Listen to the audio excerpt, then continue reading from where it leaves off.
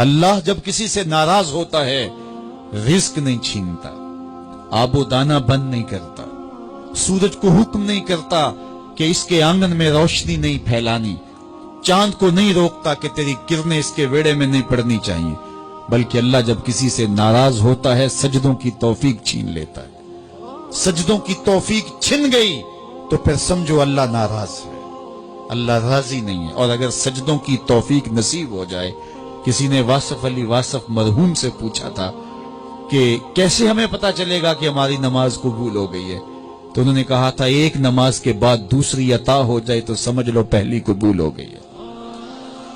تو نمازوں کا نصیب ہونا یہ اللہ کی رضا اور اللہ کی خوشنودی کی دلیل ہے، اور سجدوں کی توفیق کا چھن جانا یہ اللہ کی ناراضگی کی دلیل ہے۔ میں اور آپ دیکھیں کہ ہم کہاں کھڑے۔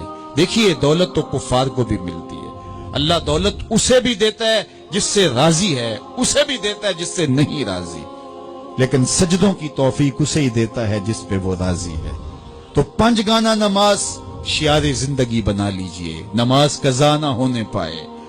قیامت کے دن بے نمازی اس صف میں کھڑا ہوگا جس صف میں نمرود کھڑا ہوگا، جس صف میں حامان کھڑا ہوگا، قارون کھڑا ہوگا، شداد کھڑا ہوگا۔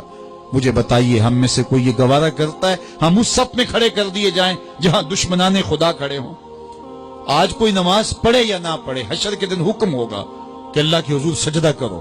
ہر کوئی سجدہ کرنا چاہے گا، جو نہیں پڑھتا وہ بھی کرنا چاہے گا، لیکن بے نمازی کی کمر اکڑ جائے گی، وہ آرزو رکھنے کے باوجود سجدہ نہیں کر پائے گا۔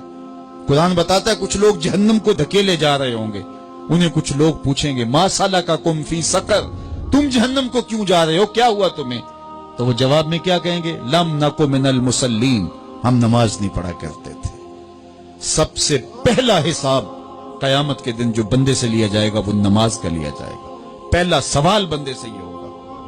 یا چڑیاں بھی رب کی تسبیح بولیں اور اشرف المخلوقات سویا رہے، جب صبح کا وقت ہوتا ہے حشرات الارض بھی بلوں سے نکل کے رب کی تقدیس کے ترانے پڑھ رہے ہوتے ہیں، درختوں کی شاخوں پہ چڑیاں پرندے وہ بھی اللہ کی تقدیس کے ترانے پڑھ رہے ہوتے ہیں، حشرات الارض بھی اس کی تقدیس کے گیت گا رہے ہوتے ہیں، اور اشرف المخلوقات خراٹے لے رہا ہو، اس سے بڑی بد نصیبی کیا ہو سکتی ہے؟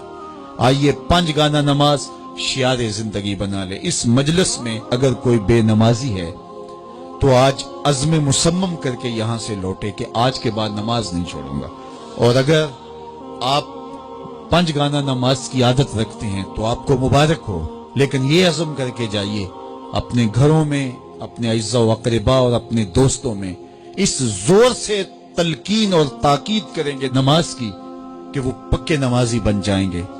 بندہ بندگی سے سجتا ہے، زندگی آمد برائے بندگی، زندگی بے بندگی شرمندگی۔ اگر زندگی میں بندگی نہیں تو زندگی کے پلے ہے کیا؟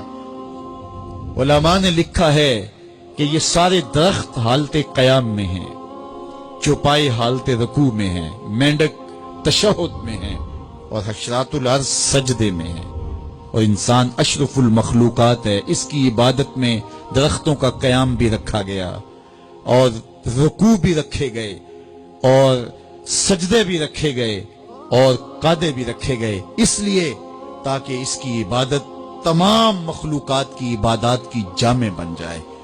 لیکن اس کے باوجود اللہ کے حضور سجدہ ریز ہونا پسند نہ کرے تو بتائیے کیسے رحمتیں اس کے اوپر اتریں گی؟